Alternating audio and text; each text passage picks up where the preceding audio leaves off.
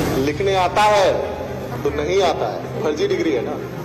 मिटाने आता है तो दोनों हाथ से। किसी भी तरीके से काम में अड़चन पैदा करना है, एक ही नीति है। टीडीए से 25-25 दिन लड़ करके जमीन लेना पड़ रहा है। क्या जमीन अपने लिए ले रहे हैं? किस लिए जमीन ले रहे हैं? ताकि गरीब बच्चों को भी अच्छी शिक्षा मिल सके, इसके लिए ले रहे हैं। इनके अध्यक्ष झूठे लोग, मनोज तिवारी, इनका अध्यक्ष आदेश गुप्ता हॉस्पिटल को एक्सपोज करने के लिए हमारी कॉन्स्टिट्यूएंसी में गए। किसी भी तरीके से मीडिया को लेकर के झूठ फैलाना है, सरकार की इमेज को खराब करना है। क्यों?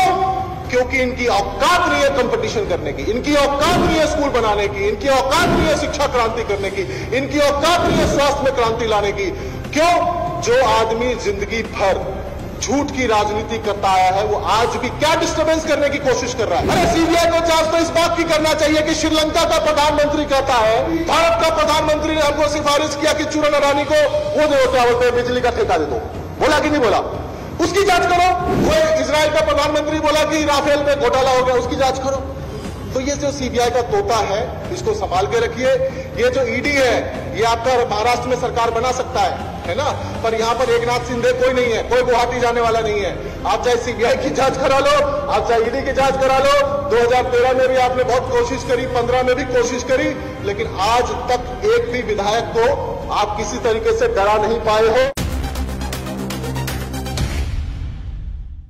मैं बिहार के मिथिला क्षेत्र से आता हूं और हमारे यहां पर एक कहावत है कि लिखो अवै छे तो नहीं, बेटवो अवै छे तो दुन्नू हाथ से। इसका हिंदी में मतलब हुआ, लिखने आता है तो नहीं आता है, फर्जी डिग्री है ना। मिटाने आता है तो दोनों हाथ से। समझ रहे मतलब? इसका मतलब ये है कि जो लोग इनकॉम्पिटेंट हैं, जिनके अंदर ये भावना है कुछ नहीं कर पाने की, वो लगातार हम देख रहे हैं कि 2013 से जिस तरह की रणनीति ये लोग अपना रहे हैं। आप देखिए कि 2013 में दिल्ली की राजनीति में एक रॉबिन हुड का जन्म होता है, और जो ये ठानता है कि दिल्ली से भ्रष्टाचार को खत्म कर देंगे, और एक पुलिस थाना होता है एसीबी, एंटी करप्शन ब्यूरो, जिसका इस्तेमाल करके दिल्ली के अंदर में लगभग करप्शन जो है सो जीरो हो जाता है, जीरो टॉलरेंस अगेंस्ट करप्शन। उसके बाद देखा गया कि एसीबी छीन लिए। फिर देखा गया कि कल सर्विसेज पे बड़ा चर्चा हो रहा था। तो भैया ऐसा हम लोग, हमारे देश में क्रिकेट का खेल बड़ा पॉपुलर है, तो कल इस बात की चर्चा हो रही थी कि जो बैट्समैन है उसको बोलते हैं तुम बॉलिंग करो, जो बॉलर है उसको बोलते हैं तुम कीपिंग करो, जो खराब फील्डर है हमारे जैसा उसको बोलते हैं तुम पॉइंट पे फील्डिंग करो।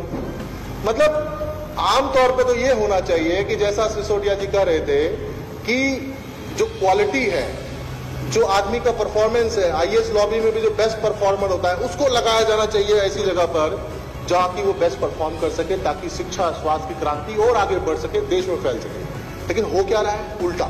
किसी भी तरीके से काम में अड़चन पैदा करना है, एक ही नीति है। सर्विसेज छीन लिया, कोर्ट में केस लड़ रहे हैं। एक टाइम पे आया कि दिल्ली के अंदर में एलजी राज आ गया, जब पूरी मंत्रिमंडल को, मुख्यमंत्री समेत, आप सोचिए इससे बड़ी शर्म की बात हो सकती है क्या कि लेफ्टिनेंट गवर्नर के घर में 5 दिन या 6 दिन तक जो है सो वहां पर में धरना करना पड़ा, मनीष जी और सब लोगों को अनशन करना पड़ा। मतलब लगातार ये देश देख रहा है कि किस तरीके से हर काम में शिक्षा स्वास्थ्य से बड़ा कोई पुण्य का काम होता है क्या, लेकिन उसके अंदर भी लगातार अड़चने पैदा करने की कोशिश की गई। अब सब होते हवाते जब एसीबी छीन लिया, सर्विसेज छीन लिया, उसके बाद मोहल्ला क्लिनिक रोकने का प्रयास किया, स्कूल को रोकने का प्रयास किया। मैं किराड़ी क्षेत्र का विधायक हूं। दिल्ली के अंदर में एकमात्र कॉन्स्टिट्यूएंसी है जो 99% अनऑथराइज कॉलोनी है। बुनियादी सुविधाओं का काम हो रहा है आज, ड्रेनेज का, सीवरेज का, हॉस्पिटल का, स्कूल का। टीडीए से 25-25 दिन लड़ करके जमीन लेना पड़ रहा है। क्या जमीन अपने लिए ले रहे हैं? किस लिए जमीन ले रहे हैं? ताकि गरीब बच्चों को भी अच्छी शिक्षा मिल सके, इसके लिए ले रहे हैं। इनके अध्यक्ष झूठे लोग, मनोज तिवारी, इनका अध्यक्ष आदेश गुप्ता हॉस्पिटल को एक्सपोज करने के लिए हमारी कॉन्स्टिट्यूएंसी में गए थे। क्या एक्सपोज करेंगे? बोले कि 2020 के अंदर में अस्पताल बनकर तैयार हो गया, उसकी बिलिंग हो गई, उसका भुगतान हो गया। जबकि आप देखिए बच्चा पैदा हुआ बाद में, ग्रेजुएशन का सर्टिफिकेट पहले लेके घूम रहा है। मतलब कि अप्रैल 2021 में हमने जमीन का अलॉटमेंट हुआ है, पोजीशन हुआ है। विषय पर रही, विषय पे ही आ रहा हूं अध्यक्षा महोदय, कि आप देखिए किस तरह का प्रयास कर रहे हैं। किसी भी तरीके से मीडिया को लेकर के झूठ फैलाना है, सरकार की इमेज को खराब करना है। क्यों? क्योंकि इनकी औकात नहीं है कंपटीशन करने की, इनकी औकात नहीं है स्कूल बनाने की, इनकी औकात नहीं है शिक्षा क्रांति करने की, इनकी औकात नहीं है स्वास्थ्य में क्रांति लाने की। क्यों? जो आदमी जिंदगी भर झूठ की राजनीति करता आया है, वो आज भी क्या डिस्टर्बेंस करने की कोशिश कर रहा है कि विधायकों की चिट्ठी पर अगर सीबीआई जांच होगा तो विधायक डर जाएंगे। अरे ये विधायकों का रोज का काम है। अगर हमसे कोई मदद मांगने के लिए आएगा, अगर हॉस्पिटल के लिए चिट्ठी लिखवाना चाहेगा तो लिखेंगे, ये काम है हमारा। कोई हमसे अगर स्कूल के लिए चिट्ठी लिखवाएगा तो लिखेंगे। कोई गरीब आदमी अगर कहता है कि वो बस में कंडक्टर है, उसकी बीवी बीमार है, प्रेग्नेंट है, छोटे बच्चे हैं, उसकी मजबूरी है, वो रांची का आदमी को कराची अगर ट्रांसफर है तो उसको वापस रांची लाना पड़ेगा, ये काम है हमारा, उसकी मदद करना काम है हमारा।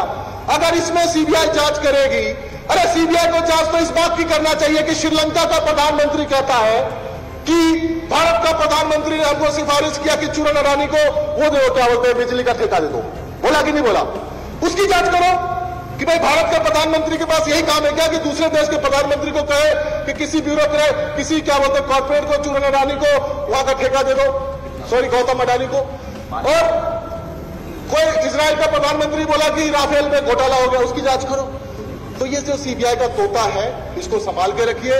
ये जो ईडी है, ये आपका महाराष्ट्र में सरकार बना सकता है ना, पर यहां पर एकनाथ शिंदे कोई नहीं है, कोई गुवाहाटी जाने वाला नहीं है। आप चाहे सीबीआई की जांच करा लो, आप चाहे ईडी की जांच करा लो।